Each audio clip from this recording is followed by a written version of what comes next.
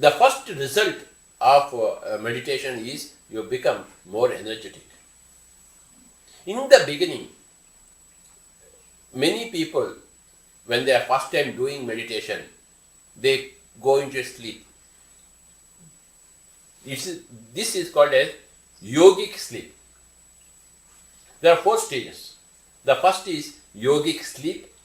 The second is yogic samadhi. The third is yogic experiences. The fourth is yogic wisdom. So many days you will spend only in yogic sleep. You start with meditation, you go sleep. But that yogic sleep is a very, very wonderful sleep.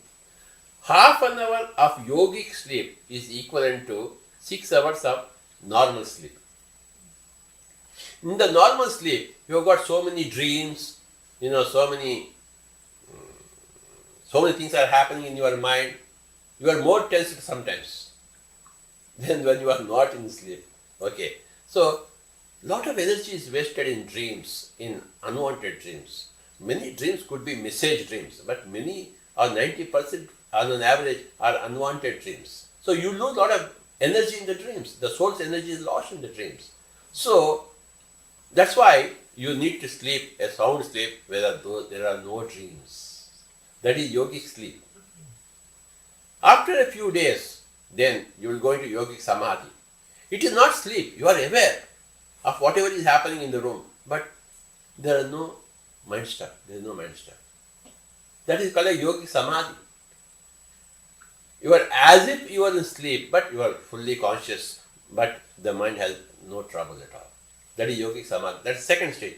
Third stage, you will have outer body experiences. Your astral body travels, comes out of the physical body, travels, or if your causal body may come out, or your supracausal body may come out.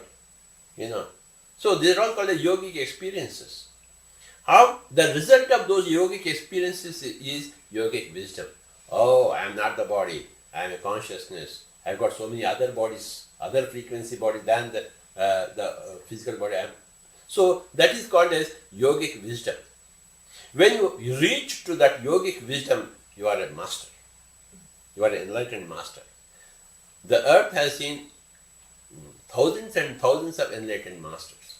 We want the rest of the billions to become enlightened.